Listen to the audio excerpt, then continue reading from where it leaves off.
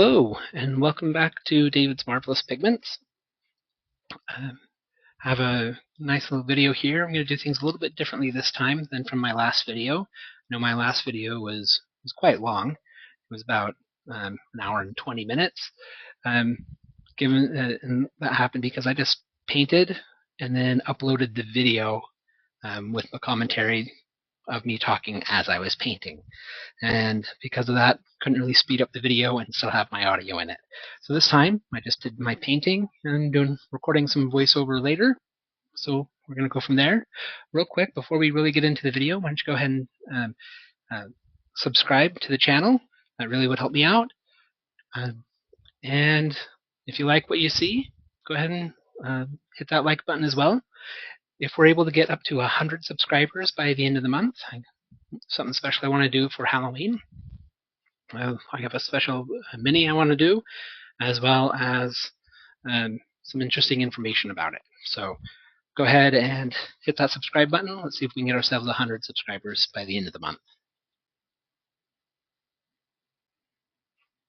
All right, now a couple of people have asked about the name of my channel. David's Marvelous Pigments. My name's David, and I want to know why Marvelous Pigments. Well, there is an item. If any of you play Dungeons and Dragons, some of you might be aware of this, but there's an item in Dungeons and Dragons which is a magical set of paints. And the paints,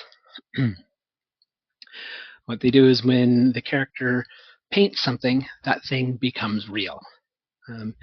If the character paints a sword, they can then pick up the sword and have a sword. So whatever they paint comes to life. And that's what I'm hoping to do here. Not literally bring anything to life, but bring these minis to life. Maybe with a story attached to them. So that's what we're doing. And in Dungeons and Dragons, the name of that item is, oh gosh, I'm just drawing a complete blank. I will look it up and put it in here. But it's someone's Marvelous Pigments.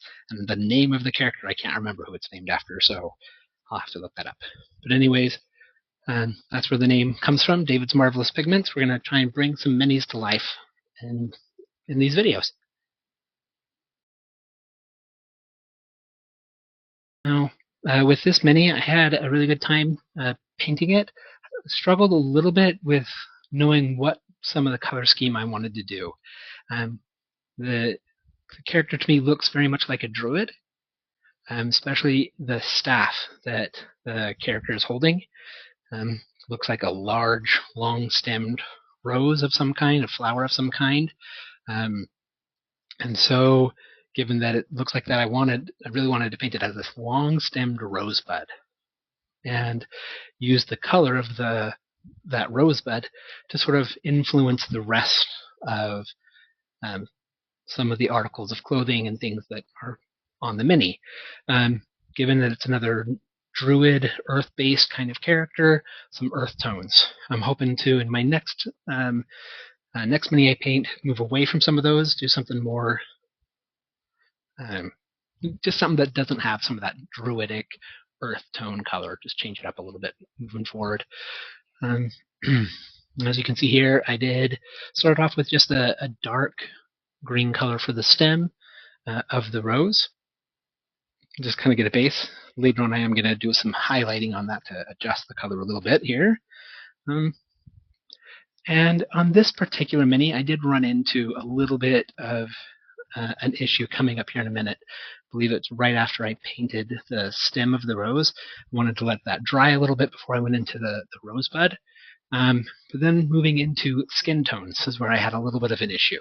Now, this mini to me looked like a black individual, especially with the hair, some of those looks like some tight curls. And it's kind of associated that some black people have those nice tight curls, beautiful curls. And so looking at this mini, that's kind of what I thought. So I wanted to do a black skin tone. Now, as I've said, I have no real art background of my own. In the past, some of the minis that I've painted, I was able to get a nice skin tone because I have a particular paint in my set that it calls flesh tone. So what I've done in the past is taken that flesh tone color as sort of a base color and then added brown to it to darken or tan the individual that I'm painting. And not knowing any better, I thought this flesh tone must be sort of a base color for all skin tones, and then you just make it really dark for people are uh, who are black. And so that's what I did. And here you see me mixing those colors, and I didn't like what I got on that first set, so then I took that flesh tone and took a little bit of the brown color I had, a little bit there, and just mixed it with just straight black, so flesh tone and black. And I did not like it. It just turned out sort of this gray color. And it just did not work. So I went back to the kind of brown tint that I had and used that on the hand and on the hands there, and then kind of looked at that, and it was not working out. Apparently, that flesh tint is not to be used as a base for all flesh tones, just for sort of Caucasian and a bit misleading. So here at this point, I just put down some black, straight black, and mixed in a very little bit of brown into it. I didn't want to just go straight black paint because I thought it would cover up some of the detail of the face and skin. So I mixed in just a tiny bit of that brown just to lighten it up a little bit. And that came across much better in the finished skin tone. So at this point, that's what I'm doing here. I'm just going around trying to get the face and hands.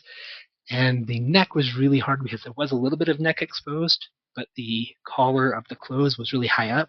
So try to get in there. See, that's what I'm doing here. And great learning experience. That if I'm going to do someone who's got black skin, basically just go black with the paint. I know that there are, just like with any other race of people, you're going to get different tones of skin, and I'm going to have to try and figure that out a little bit here.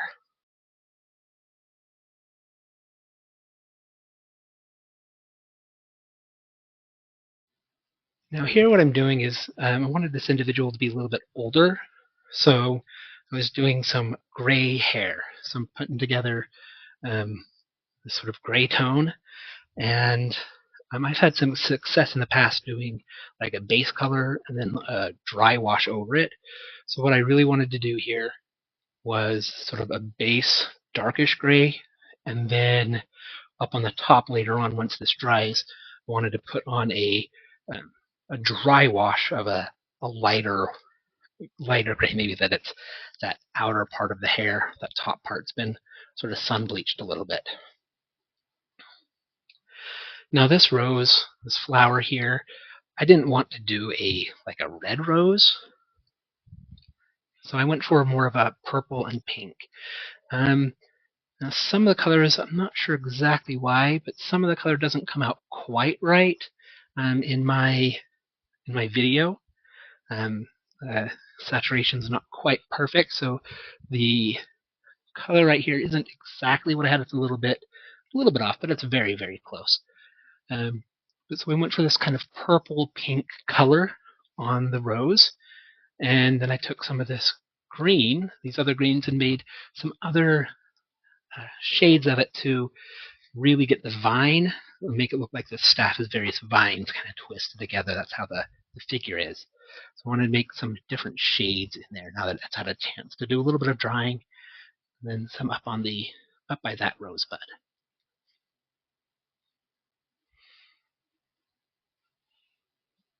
And again, I really like using browns, dark browns for the pants and boots on most of the characters I've been painting lately, just to show that they're wearing leather. Different shades of it so you can distinguish between where the pants end and the boots begin. Don't want them to be the exact same.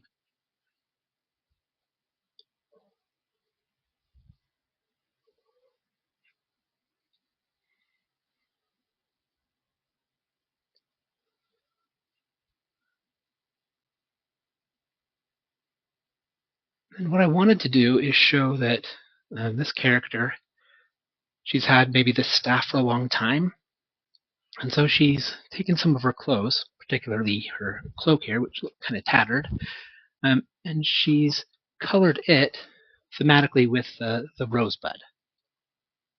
So I went for a purple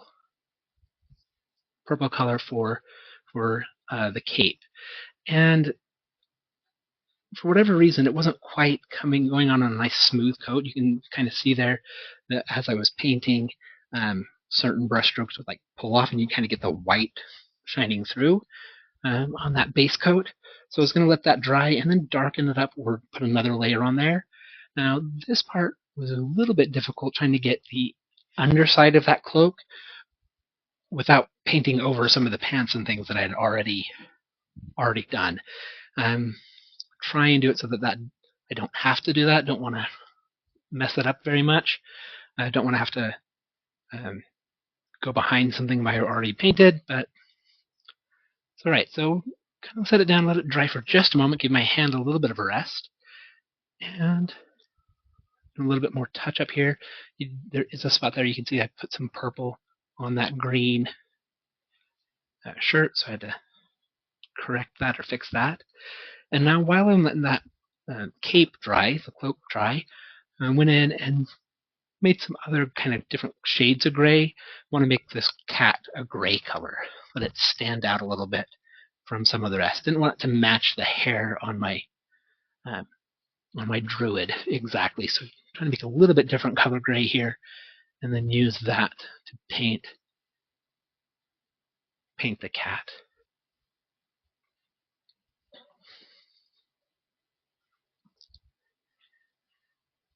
Cat was a little bit difficult just because of how small it was, and my hands are not as steady as I'd like them to be. So do a little bit of touch up here on some other pieces of her, and then gave the cat's hat a little bit more of that same kind of purple color.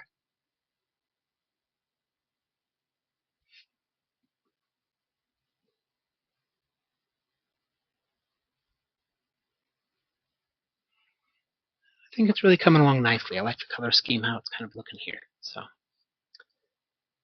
and now that her hair has dried, I'm going to go in and put in some different highlights. Try and not have the hair be just one straight color. Do a little bit so you can kind of see the different layers. And make some more darker spots just so you get a variety of shades in there. Get a little bit of detail. And hopefully end up with just a nice variety of shading in there.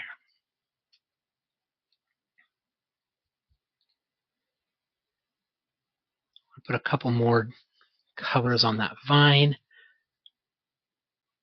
Okay, see if I can get some of. I think I went a little bit too light here, so I did grab some of that darker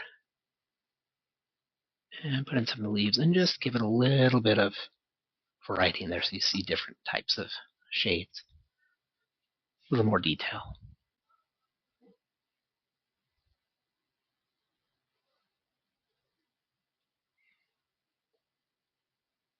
I'm getting close to being done here. Just got one or two more things. I decided to put a little bit of shading up there on the top of that just to show some different colors on it, and then have that lighter pink on the lighter purplish pink on the flower be the inner color on the cloak. And then fill in some of the purple where it wasn't quite a thick coat. And then to make it look a little bit like it was, old and tattered, I'm going to do the ground first, and then once that's dried, I'm going to try and just make the cloak look like it's been weathered. So I'm going to do the base. Get a nice gray color. Unfortunately, the base on the item didn't look out like it was outdoors, so I did do sort of a brick base color. Decided I didn't like quite how much of that was that lighter pink. Finish coloring the sides of the base here. Mini's wet in most places, so I'm trying not to smudge it much. I think I did, so I just kind of went around, got a little pink on the hair. Gotta fix that. touch up the head where I'd wiped off some of it.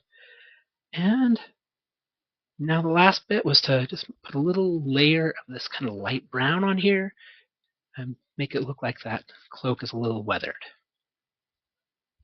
And there we go. Thanks so much for watching. Hope you enjoyed it.